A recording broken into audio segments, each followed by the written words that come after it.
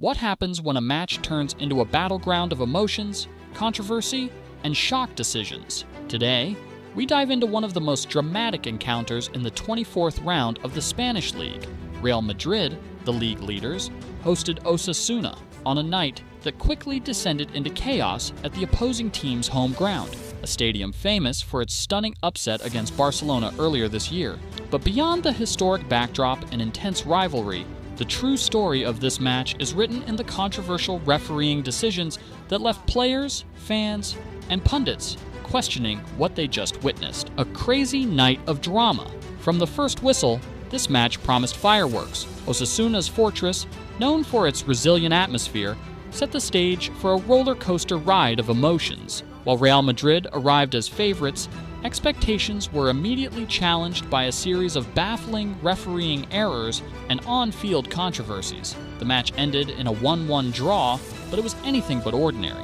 Tonight, we break down every shocking moment, every disputed call, and the aftermath that has sent ripples through the football community. The penalty that should have been reviewed. The drama began with an incident that would set the tone for the night. Early in the match, Real Madrid was awarded a penalty after a series of 3 consecutive fouls against them, a decision that, by all accounts, should have been meticulously reviewed by VAR. Yet, in an inexplicable twist, no review took place. Even Carlo Ancelotti, a man known for his attention to detail, appeared surprised by the decision.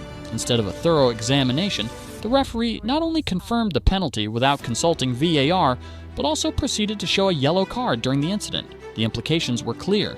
This was not just a misjudgment, it was a moment that ignited a firestorm of controversy. Bellingham's controversial dismissal. If that penalty wasn't enough to set tongues wagging, the next major incident sent shockwaves through the stadium. Jude Bellingham, one of Real Madrid's most dynamic players, found himself at the center of a heated dispute. In the midst of the chaos, Bellingham was sent off for allegedly hurling profanities at the referee. According to the official report, he had said, "Fuck you." However, the Englishman and many supporters insisted that what he actually uttered was "fuck off." Bellingham's reaction, steeped in personal anger, was not meant as an insult directed at the referee, but rather an expression of frustration in the heat of the moment. The controversy didn't end there. A heated conversation reportedly took place between Luka Modric and the referee, suggesting that the official misheard the actual words. It was a classic case of miscommunication, compounded by the fact that the referee appeared to struggle with the English language. Carlo Ancelotti later clarified, the referee didn't understand English very well. Bellingham said, "fuck off," not "fuck you." This distinction may seem subtle, but in the world of football, and in the court of public opinion, it made all the difference. Bellingham's defense and the power of the video evidence. In the immediate aftermath, Bellingham did not remain silent. He addressed the incident head-on, urging everyone to look at the video and you will know that I am honest, and that the referee made a mistake in hearing and understanding me.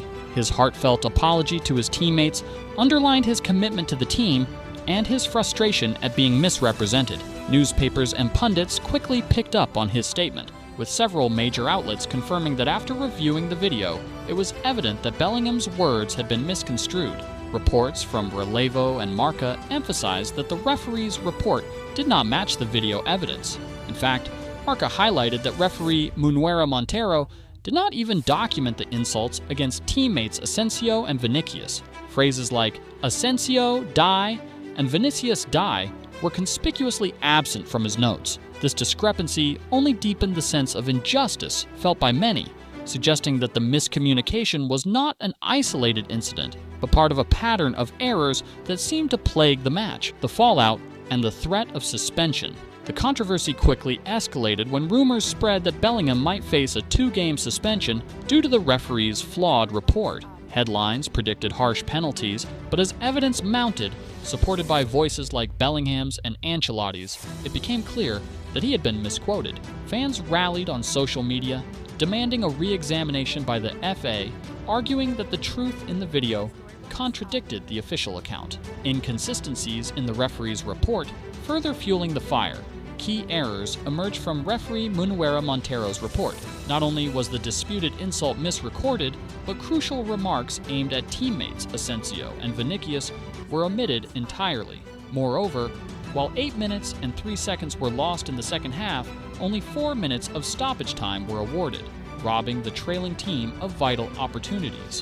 What the experts and fans are saying: the missteps didn't go unnoticed. Experts and fans alike decried a pattern of poor refereeing that has haunted Real Madrid in crucial moments. Bellingham's statement, "What I said is different from what the report recorded," resonated widely, with Ancelotti clarifying that the language barrier likely led to the miscommunication. He said, "Fuck off," not "fuck you."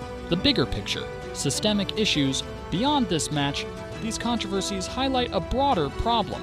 Critical officiating errors can influence outcomes in high-stakes games. The unreviewed penalty, misquoted words, and inadequate stoppage time all point to a need for a more rigorous, transparent review process in football. A call for change and accountability.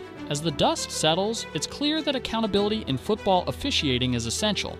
The Bellingham case has sparked calls for reforms that ensure decisions are based on clear, accurate evidence. The growing role of video technology like VAR must be harnessed to prevent these costly mistakes from recurring. Conclusion: ultimately, the Real Madrid versus Osasuna match will be remembered not just for the 1-1 draw, but for the controversies that stole the spotlight.